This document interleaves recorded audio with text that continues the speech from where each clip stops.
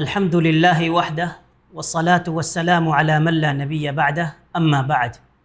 اللہ جل شانہ قرآن مجید کے اندر ارشاد فرماتے ہیں الذی خلق الموت والحیاۃ لیبلوکم ایکم احسن عملا، کہ اللہ رب العزت نے زندگی اور موت کو پیدا کیا تاکہ وہ آزمائے تمہیں کہ تم میں سے کون اچھے اعمال کر کے لاتا ہے۔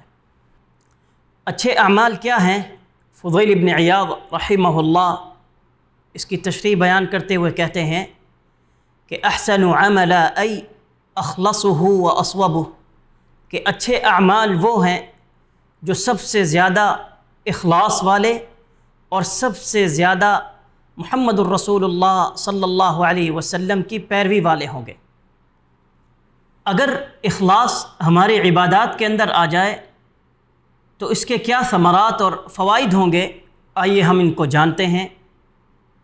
اخلاص کا سب سے بڑا فائدہ یہ ہے کہ اللہ رب العزت اس اخلاص کے بدلے میں انسان کو جنت عطا فرمائیں گے۔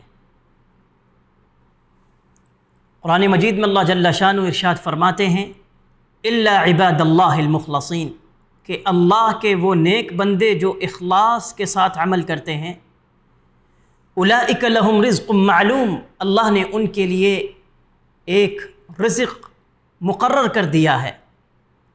فواکہ وہم مکرمون، وہ رزق پھلوں کی صورت میں ہے اور اللہ رب العزت ان کی تکریم کریں گے فی جنات النعیم، اس جنتوں میں جو کہ نعمتوں والی جنت ہے۔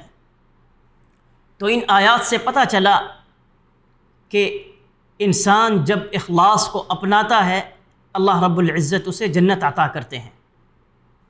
قرآن مجید میں جب اللہ رب العزت نے جنتیوں کا ذکر کیا تو ان کی کچھ صفات کا ذکر کیا، ان میں سے ایک صفت اللہ رب العزت نے ذکر کی کہ انما نطعمکم لوجہ اللہ لا نرید منکم جزاء ولا شکورا، کہ ہم تمہیں کھانا صرف اور صرف اللہ کی رضا اور اس کی خوشنودی کے لیے کھلاتے ہیں۔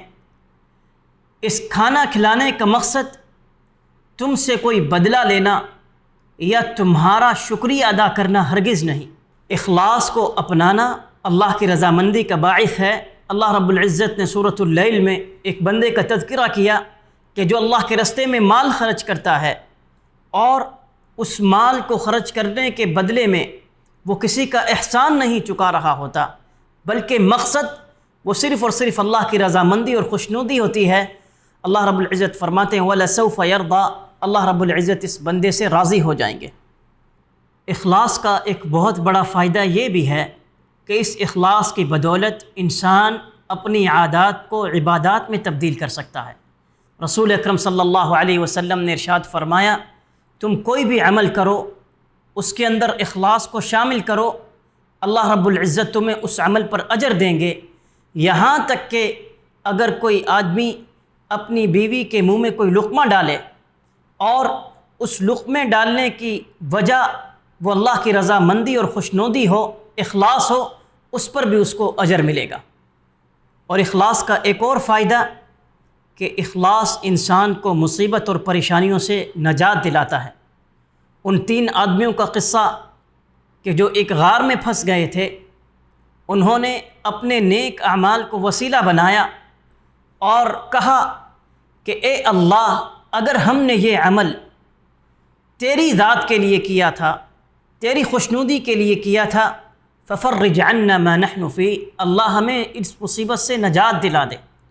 رسول اکرم صلی اللہ علیہ وسلم نے ارشاد فرمایا فانفجرت الصخرہ، کہ وہ پتھر جس کی وجہ سے غار بند ہو گیا تھا وہ پتھر ہٹ گیا اور اللہ رب العزت نے ان لوگوں کو اس مصیبت سے نجات دی۔ تو اخلاص کو اپنانا یہ ہمارے لیے نجات کا باعث ہے۔ اللہ سے دعا ہے کہ اللہ تعالی ہمیں اپنے اعمال کے اندر اخلاص کو پیدا کرنے کی توفیق عطا فرمائے۔ وآخر دعوانا ان الحمد للہ۔